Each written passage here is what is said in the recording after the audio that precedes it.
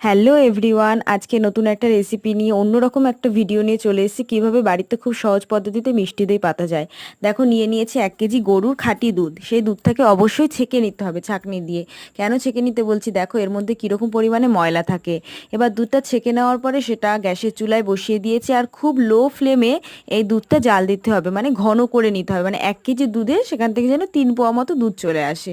এবার নিয়ে নিয়েছি 1 কেজি দুধের জন্য 250 মতো চিনি, মানে 1 বাটি মতো চিনি দিয়ে দুধের মধ্যে দিয়ে দুধটাকে খুব ঘন করে ফুটিয়ে নিতে হবে, ভালোভাবে ফুটাতে হবে লো ফ্লেমে, যাতে কোনো রকম কোনো সর না পড়ে। এরপরে 1 হাতা মতো দুধ নিয়ে তার মধ্যে কিছুটা পরিমাণে গুঁড়ো দুধ, আমি 2 প্যাকেট মতো দুধ দিয়েছিলাম, দিয়ে ভালো করে এটাকে মিশিয়ে নিতে হবে। মিশিয়ে নিয়ে এই দুধের মধ্যে দিয়ে আবার ভালো করে ঘন করে ফুটিয়ে নিতে হবে। এবং এটা কিন্তু খুব লো আছে, লো ফ্লেমে, গ্যাসের ফ্লেম লো করে তবেই কিন্তু ফুটাতে হবে, যেন কোনো রকম কোনো সর না পড়ে। আর ঘন করে ফুটিয়ে এই দুধটাকে এবার ঠান্ডা করে নিতে হবে। আর দই কিন্তু অবশ্যই কোনো না কোনো মাটির ভাঁড়ে পাতবে।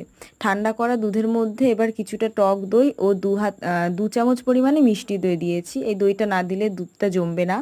এবার সেটাকে খুব ভালো করে ফেটিয়ে নিতে হবে, যাতে কোনো রকম কোনো দানা বা কিছু না থাকে।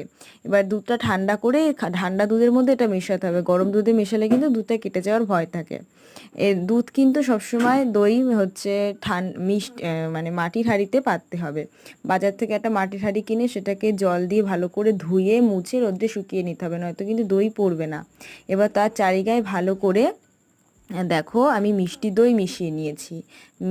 মাখিয়ে নেওয়ার পর এই ঠান্ডা দুধটা এর মধ্যে দিয়ে দিতে হবে। আর দেখতে হবে যেন কোনো রকম কোনো মানে এটাকে নাড়তে দেওয়া যাবে না।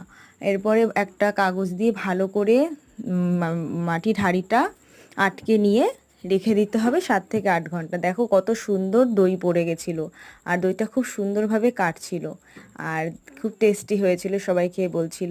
তোমাদের ভিডিওটা কেমন লাগলো অবশ্যই কমেন্ট করে জানাবে, কিন্তু ভালো লাগলে পাশে থাকবে।